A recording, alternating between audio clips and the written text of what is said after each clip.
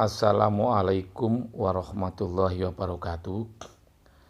Pada pertemuan yang pertama ini, kita bersama Bapak Muhammad Solihin, Guru Bahasa Indonesia kelas 12.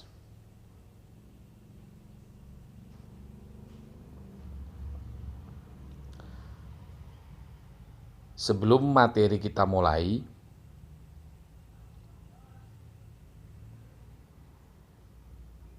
semoga anak-anakku dijauhkan dari segala penyakit, terutama penyakit yang sekarang ini,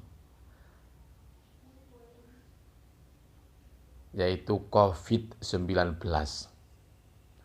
Meskipun demikian, dalam pembelajaran daring, kita harus tetap semangat dan semoga kita mendapatkan ilmu yang bermanfaat.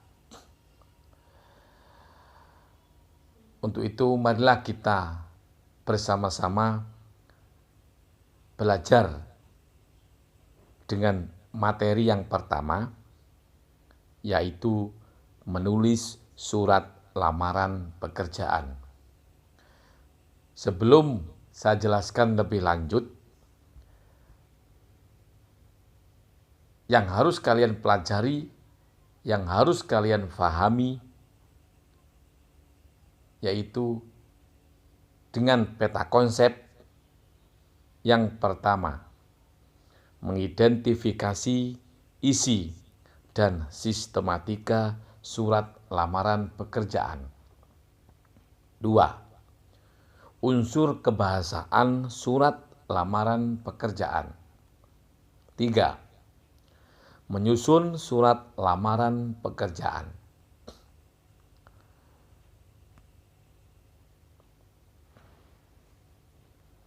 Mengidentifikasi surat lamaran pekerjaan.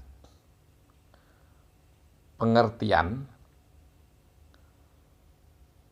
surat lamaran pekerjaan adalah permohonan untuk memperoleh suatu pekerjaan atau jabatan. Surat lamaran pekerjaan bisa diartikan surat yang berisi penawaran keahlian, kemampuan, atau terhadap suatu perusahaan, instansi. Macam-macam surat. 1. Surat pribadi. 2. Surat dinas. 3. Surat niaga. Adapun surat lamaran pekerjaan termasuk surat apa?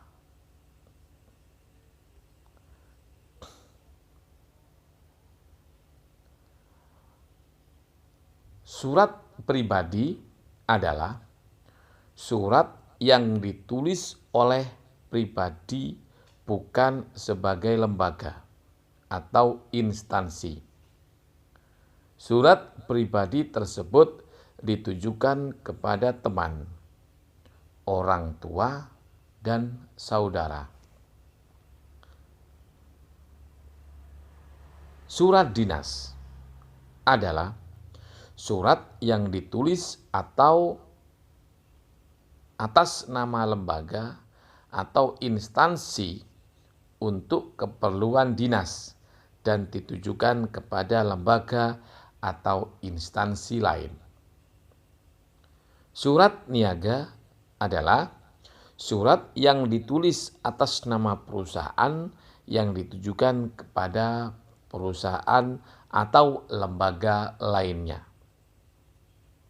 Jadi, surat lamaran pekerjaan adalah surat permohonan yang ditulis oleh pribadi atau seorang pencari kerja dan ditujukan kepada instansi atau lembaga yang menerima pekerjaan.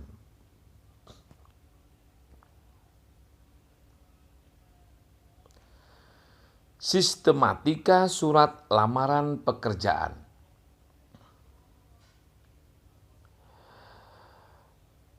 Satu, tempat dan tanggal surat yang ditulis di pojok kanan. Dua, hal dan lampiran yang ditulis di pojok kiri.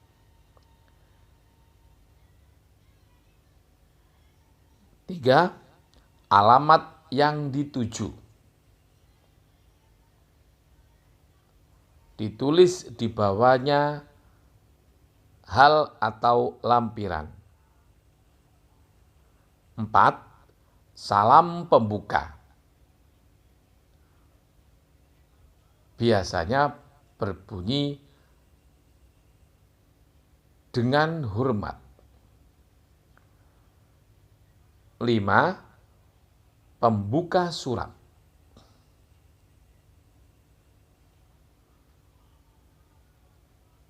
6. Isi surat. 7. Penutup surat. 8. Salam penutup. 9. Tanda tangan dan unsur kebahasaan surat lamaran pekerjaan. Bahwasanya surat lamaran pekerjaan termasuk surat pribadi yang sifatnya resmi. Maka bahasa yang digunakan dalam surat lamaran pekerjaan adalah baku atau ejaan yang disempurnakan. 2. Kata ganti tunggal saya. Dalam menulis surat lamaran pekerjaan, seringkali menggunakan kata ganti tunggal, yaitu saya. Seperti contoh, yang bertanda tangan di bawah ini, saya, titik 2, nama, tempat dan tanggal lahir, dan seterusnya. Yang ketiga, kata sapaan. Kata sapaan itu adalah termasuk yang terhormat. Bapak Haji Siswanto. Itu bisa disebut kata sapaan. Yang keempat, kalimat tujuan. Kalimat tujuan bisa disebut juga alamat tujuan. Yaitu yang terhormat Bapak Haji Siswanto, Jalan Kalibutuh nomor 42 Surabaya. Yang kelima, kalimat perincian. Di dalam surat lamaran pekerjaan tentunya banyak menggunakan kalimat perincian. Seperti halnya kata sebagai bahan pertimbangan saya lampirkan hal-hal sebagai berikut. Hal-hal sebagai berikut itu termasuk kalimat perincian.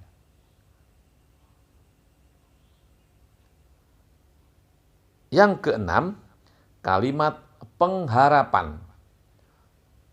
Dalam akhir surat lamaran pekerjaan seringkali menggunakan kalimat pengharapan. Demikian surat lamaran saya, dengan harapan semoga Bapak Ibu pimpinan dapat menerima saya sebagai karyawan. Nah, kata dengan harapan itu adalah kesalahan dalam surat lamaran pekerjaan. Perlu diketahui, perlu difahami bahwa seringkali siswa atau pelajar ataupun juga pelamar dalam menulis surat lamaran pekerjaan itu banyak yang kurang benar. Dan perlu diperhatikan, kesalahan-kesalahan dalam surat lamaran pekerjaan ini sering muncul di dalam ujian. Yang pertama, penulisan tanggal surat. Penulisan tanggal surat yang terletak di pojok kanan itu harus ditulis dengan benar. Contoh, Gresik, 27 Juli 2020, itu yang betul. Artinya Gresik nama kota itu tidak boleh dikasih titik, harus diberi tanda koma. Lalu tanggal 27 Juli itu tidak boleh dikasih angka. Bulan Juli tidak boleh dikasih angka. Jadi harus ditulis kata. 2020 juga tidak boleh disingkat. Setelah tahun 2020 tidak boleh dikasih titik karena bukan kalimat. Yang kedua, penulisan lampiran. Dalam surat lamaran pekerjaan di pojok kiri akan tertulis hal lampiran. Hal lamaran pekerjaan. Lalu di bawahnya lampiran.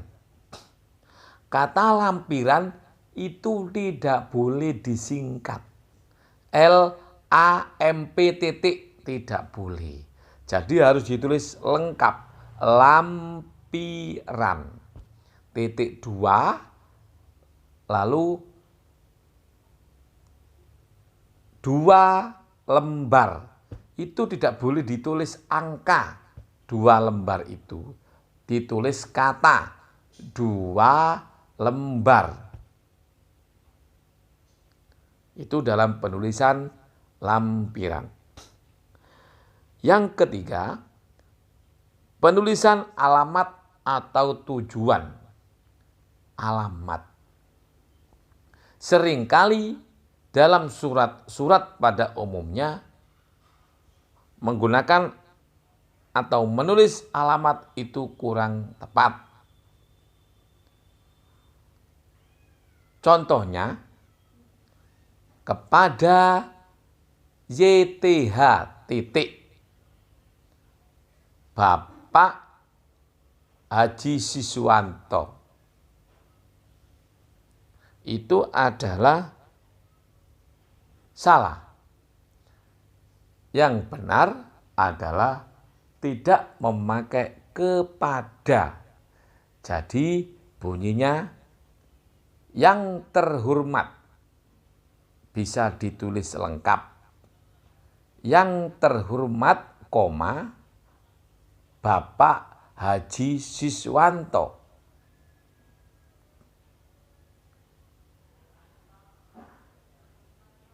Kalaupun disingkat YTH maka harus memakai titik.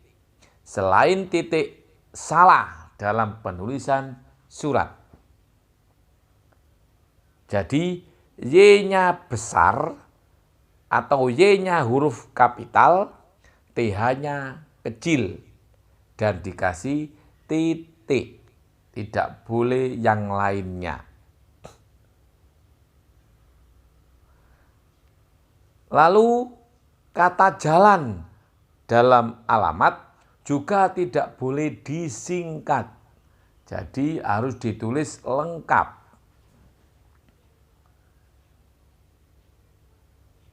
Lalu ada kota. Jadi umpamanya jalan Kalibuto nomor 42 Surabaya. Setelah Surabaya tidak boleh dikasih titik. Untuk itu, apabila kalian menemukan atau ada pertanyaan dalam soal-soal tentang penulisan alamat atau tujuan surat, maka semuanya itu harus kalian perhatikan. Yang keempat, penulisan penghormatan, yaitu kata dengan hormat. Dengan hormat itu yang benar tulisannya D. Dengan itu D-nya huruf kapital, hormat hanya itu huruf kecil. Tidak boleh hanya itu menggunakan huruf kapital. Yang kelima, penulisan identitas pelamar. Penulisan identitas pelamar itu juga seringkali seorang pelamar dalam menulis surat lamaran pekerjaan itu terjadi kesalahan. Contohnya, yang bertanda tangan di bawah ini, koma, saya, titik 2, lalu di bawahnya nama, tempat tanggal lahir, pendidikan, status, itu semua menggunakan huruf kecil. Nama, N-nya harus kecil. Bawahnya lagi, tempat tanggal lahir, T-nya harus kecil. Pendidikan, P-nya harus kecil. Status, S-nya harus kecil. Nomor HP, N-nya harus kecil. Jadi semuanya itu dalam penulisan identitas pelamar itu. Selanjutnya, sumber surat lamaran pekerjaan. Seseorang pasti menginginkan pekerjaan dan perusahaan itu membutuhkan surat lamaran pekerjaan. Maka dari itu, kalau ingin bekerja harus membuat surat lamaran pekerjaan. Untuk itu, seseorang di dalam melamar suatu pekerjaan itu pasti banyak sekali sumber-sumber surat lamaran pekerjaan. Yang pertama, sumbernya adalah dari iklan. Baik itu media cetak maupun media elektronik. Media cetak seperti surat kabar ataupun majalah. Elektronik seperti televisi, radio. internet, dan lain sebagainya. Itu adalah iklan media. Yang kedua adalah sumbernya dari seseorang atau teman. Seseorang atau teman itu adalah sumber bahwa seseorang ingin bekerja itu dari seseorang.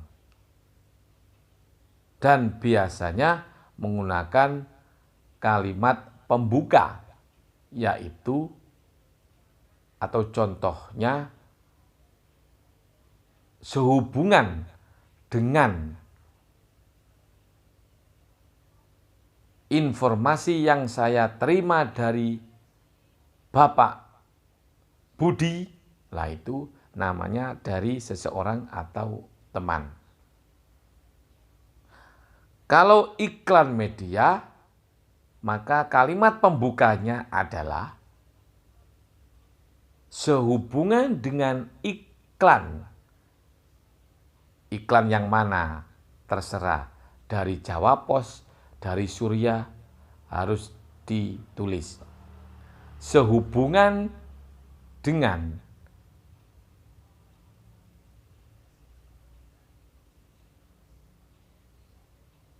media cetak Jawa Pos, itu, dan juga harus disertai dengan tanggal surat kabar.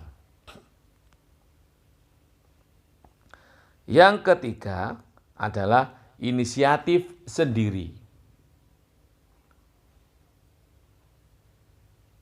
Jadi selain dari sumber iklan, sumber dari teman, biasanya juga seseorang itu mempunyai inisiatif ingin melamar pekerjaan di suatu tempat. Maka biasanya kalimat pembukanya itu adalah langsung identitas diri. Contohnya, yang bertanda tangan di bawah ini, saya, nama, tempat tanggal lahir, dan seterusnya. Yang keempat, permohonan instansi pada sekolah.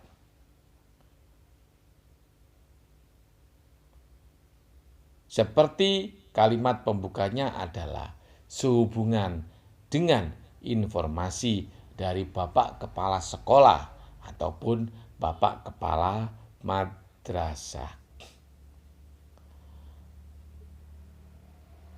Sumber yang kelima adalah pengumuman resmi. Artinya pengumuman resmi itu biasanya surat itu atau pengumuman itu dikeluarkan oleh perusahaan-perusahaan resmi, perusahaan-perusahaan besar. Karena di situ tertulis dengan rapi, diketik dengan rapi, dan biasanya ada tanda tangan dan stempelnya. Itu biasanya pengumuman resmi. Maka kalimat pembukanya adalah sehubungan dengan pengumuman resmi nomor sekian bla bla bla, itu adalah contoh dari sumber pengumuman resmi. Maka dari itu nanti materi selanjutnya akan saya jelaskan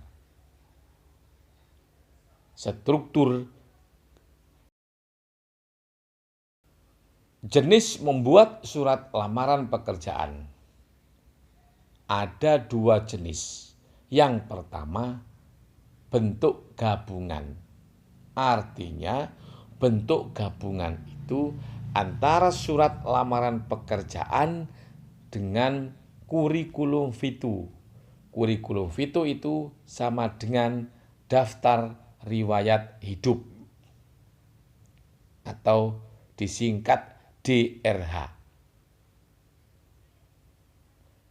Itu jadi satu. Dan biasanya surat lamaran pekerjaan itu ditulis menggunakan kertas folio bergaris, ditulis dengan tangan sendiri.